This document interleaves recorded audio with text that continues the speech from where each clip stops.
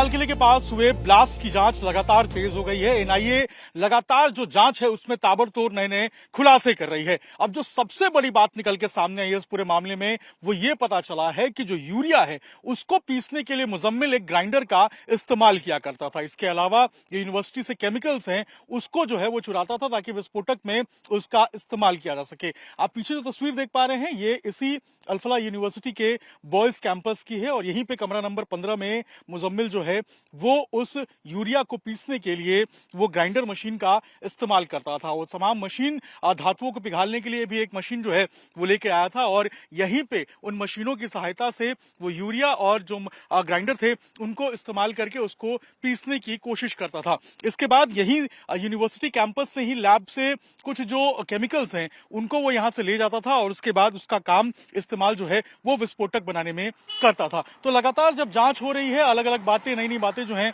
वो निकल के सामने आ रही है, नए नए जो खुलासे हैं उस पूरे मामले में हो रहे हैं। और जो सबसे बड़ा खुलासा है वो मुजम्मिल को लेकर इस वक्त ये हुआ है कि वो इस तरीके से जो ग्राइंड है वो किया करता था और इसका इस्तेमाल जो है वो विस्फोटक बनाने में किया करता था। बाकायदा उसको यूरिया को वो पीसता था और पीसने के बाद जो है वो फिर उसको स्टोर करता था। 390 किलो के आसपास जो है वो पकड़ा गया था पूरा का पूरा विस्फोटक सामग्री यहां से बताया जा रहा है। और इसके बाद लगातार 2900 किलो जो अमोनियम नाइट्रेट है वो यहां से 700-800 मीटर की दूरी पे जो किराए पे मकान लिया गया था मुजम्मिल ने जो लिया था वहां से पकड़ा गया था। तो लगातार जब जांच हो रही है तो अब इस पूरे मामले में एक कैब ड्राइवर को भी हिरासत में लिया गया है। शबीर नाम का एक कैब ड्राइवर है, वो भी बताया जाता है कि इसी धौज गांव का रहने वाला है और यहीं से उसकी जो हिरासत में लिया गया है और यहीं से जो जांच है उससे पूछताछ जो है वो की जा रही है। ये कोशिश की जा रही है जानने की कि आखिर मुजम्मिल ने उसको जो ग्राइंडर है वो क्यों दिया था। अभी जो जांच में निकल के सामने आया है उससे ये पता चला है कि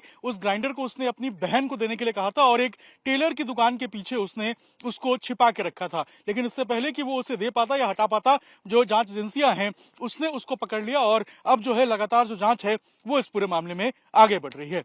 आतंकी मुजम्मिल ने यूरिया को और बाकी जो विस्फोटक सामग्री है उसको पीसने के लिए ग्राइंडर मशीन का इस्तेमाल किया था। इन ग्राइंडर मशीन को वो अपने किराए के मकान में भी ले आया था जो मुजम्मिल ने किराए पे लिया था और ठीक अल्फला यूनिवर्सिटी से महज 500 की दूरी पे ये जो आपको मकान नजर आ रहा है जिसके ऊपर बाकायदा निशान बना हुआ है और इसको अभी आपको सील नजर आएगा। ये जो ताला है ये आपको यहाँ पर नजर आएगा। इसके अलावा देखिए यहाँ पर इस पूरे दरवाजे को बंद करके यहाँ पर सील किया गया है। इसी 15 नंबर जो कमरा है इसमें जो है वो लेकर आया करता था और यहीं पे उसको बाकायदा जो है वो उन यूरिया को बाकी जो विस्फोटक सामग्री है उसको बाकायदा वो पीसा करता था और उसके बाद उसको यहाँ से स्टोर किया करता था। इसके अलावा जानकारी ये भी मिली है कि यहाँ पर कुछ लोग और आते थे जिनकी लगातार जो तलाश है वो अभी जो सुरक्षा एजेंसियां हैं वो कर रही हैं। यहाँ से महज 500 मीटर की दूरी पे ही जो अल्फला यूनिवर्सिटी का कैंपस है वो मौजूद है। वहां भी बाकायदा एक हॉस्टल है यूनिवर्सिटी का जहाँ पे जो मुजम्मिल है वो रहता था और वहां भी बताया जा रहा है कि यूनिवर्सिटी से